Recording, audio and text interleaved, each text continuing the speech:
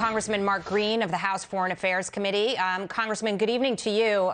You see Jackie Heinrich talking to Jen Psaki there, and Jen Psaki essentially says, if we put all our sanctions on the table, then what's to stop them from invading? But we've actually done nothing. So what's to stop them from invading, as the president today said they will? Yeah, and we even said that the SWIFT transactions were off the table, which I think was ridiculous. We should never have said that we weren't considering that. That's probably the greatest deterrent of all.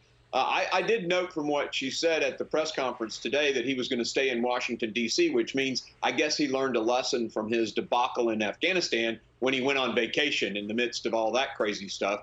At least the president learned one thing.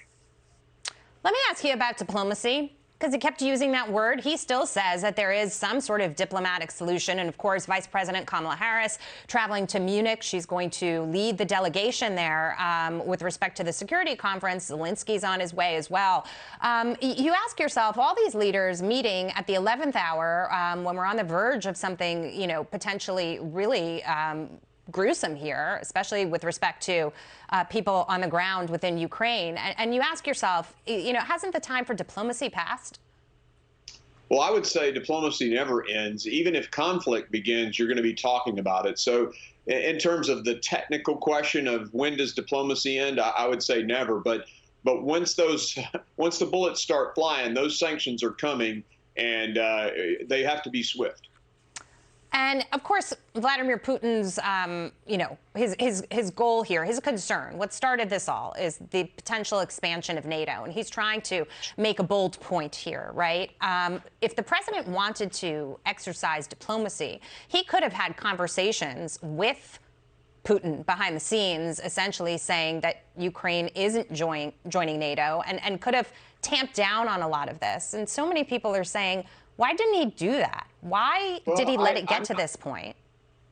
It's a great question. But, you know, one of the things that we as an alliance, NATO, and as Americans, we want to say that we can have our friends. You know, we can pick our friends. We can pick our alliances. I mean, a sovereign state has the right to decide who its alliances are.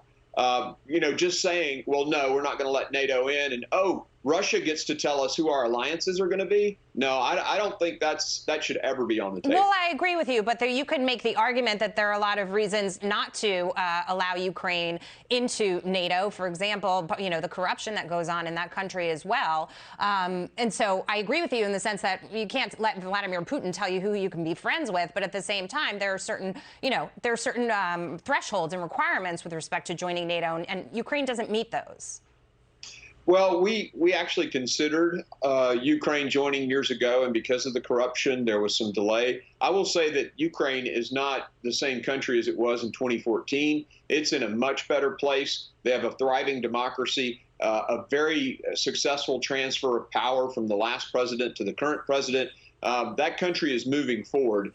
We just cannot let Vladimir Putin dictate who we make our allies. Let me ask you this. If an invasion does, in fact, happen within the next couple of days, everybody's been eyeing Sunday. It's the end of the Olympics, and that's what they thought the timing, you know, might look like. We've said that we will impose these harsh sanctions, but potentially the expectation is for bloodshed and a problem that could spiral out of control to a certain degree. President Biden has said that he's not going to send boots on the ground, but do you think that that is realistic if this conflict essentially, you know, goes farther than he expected it to? You know, the real question is what does Vladimir Putin do outside of Ukraine? Does he launch cyber attacks or allow the, you know, rogue entities within Russia to commit cyber attacks against the United States or other NATO countries?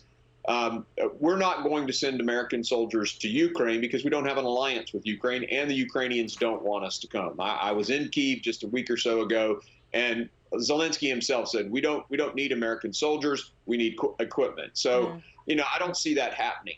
Now, if he does something with Poland or Romania, I mean, we're all in. We have an Article 5 obligation. I was in Iraq and Afghanistan with Polish soldiers there on the ground with us. That's the game changer. Well, does it take a cyber attack against the United States? Does it take taking out our energy grid? Yeah, so that's something that we have to have a response for. And I will tell you this, our offensive cyber is the best in the world. No one can touch us. And there is some classified information that was reported by the administration, the last administration, and we have a capability that is unbelievable. And he better not touch us. That's all I've got to say. Congressman Mark Green, thank you so much for your time tonight, sir. Thank you. Good to see you.